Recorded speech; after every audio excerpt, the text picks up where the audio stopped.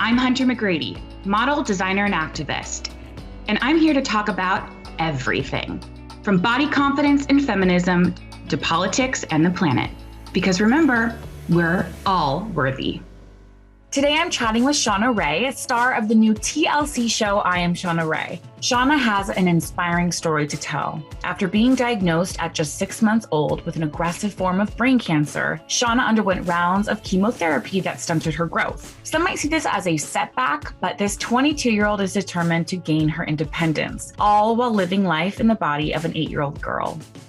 Hi, Shauna. What are some misconceptions about you that you kind of want to get across? People don't understand dwarfism in general. People think I'm unintelligent because they view me as my height, and as a child that would match that height, I get talked down to. That is probably one of the hardest parts about it, is because I'm constantly having to prove myself. You know, most 22-year-olds, we have a long list of dreams and goals. What is on your to-do list? I would like to do something along the lines with fashion, because unfortunately there's not a lot of clothes out there. What is that like? Because listen, as a plus size woman, I get that on the other end of the spectrum where there's nothing available for me either. Growing up, I kind of always felt younger than I was, just because I was dressing younger. It was a little difficult to wrap my head around how to look older with children's clothes on and trying to make things fit to my body. When I stopped growing at 16, I started actually sewing. So I got into making clothes fit me perfectly. And then I'll steal my sister's clothes for the day.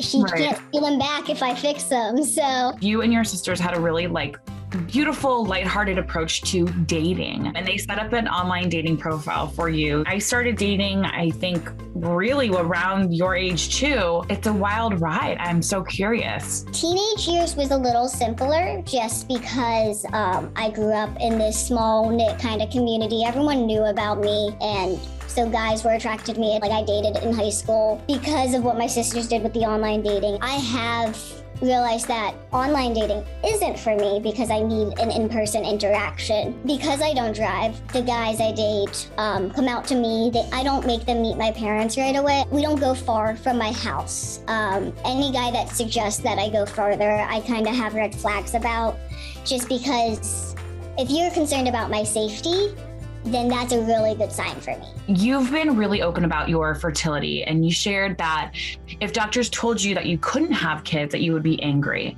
I always knew I could carry a baby if I wanted to. That's probably not the best case for me, being 50 pounds, of course. So I've always been okay, well, surrogacy or adoptions is probably the best option.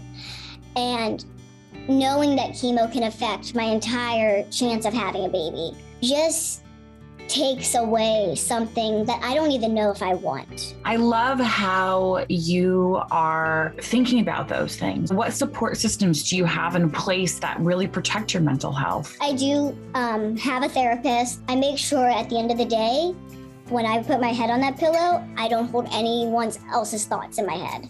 No matter what, I'm happy with who I am, and no one else's opinion is going to determine that for me. A lot of exposure comes with appearing on a reality TV show. Why did you put yourself out there?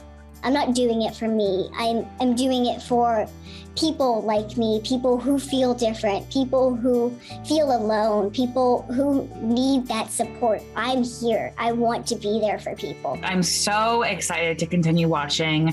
Thank you so much, beautiful girl, for sitting down with me today and sharing your heart. Thank you so much for having me.